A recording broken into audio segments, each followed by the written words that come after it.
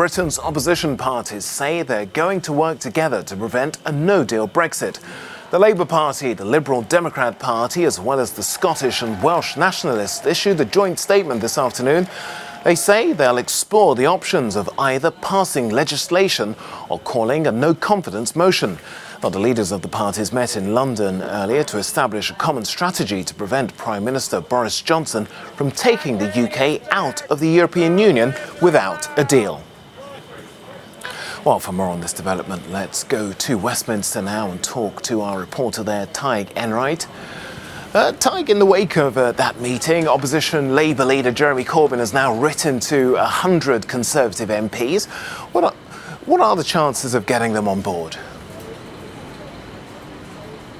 Hi, Tokes. Listen, he might not get all 100 of them, but he doesn't need all 100 of them. I think he will certainly get some, especially now that talk of a unity government, potentially with the opposition Labour leader Jeremy Corbyn as a caretaker Prime Minister, has been delayed for the time being, and they're talking about this legislative approach, trying to get a majority in Parliament here to obstruct no deal. And indeed, there have been Conservative MPs who have been busy over their summer break, conspiring, I suppose their critics would say, with MPs on opposition benches as to how to achieve this. Included among them is the former Chancellor of the Exchequer, the former Finance Minister, Philip Hammond. Indeed, one other Conservative MP has said that he could imagine voting for Jeremy Corbyn as a caretaker or interim Prime Minister. That really underlines the seriousness with which they treat the situation, the divisions that there are within the Conservative Party, and underlines the significance of what's happened today.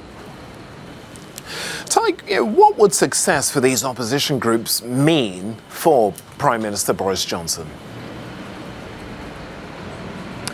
Well, I mean, success effectively means tying his hands. Might they pass a vote in Parliament in which they would force him to ask for an extension from the European Union, or perhaps even to revoke Article 50, that notice that the UK gave just over 2 years ago to quit the EU?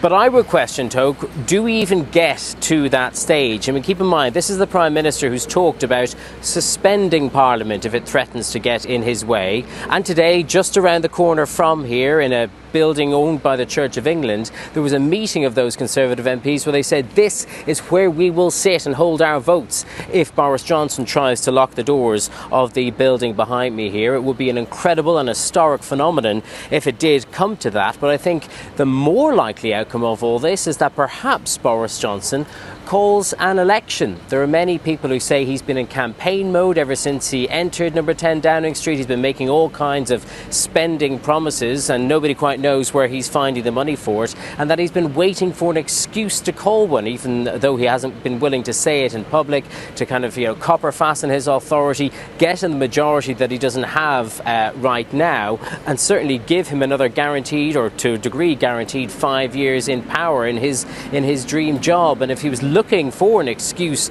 to do just that, well, it certainly seems like he's got one now.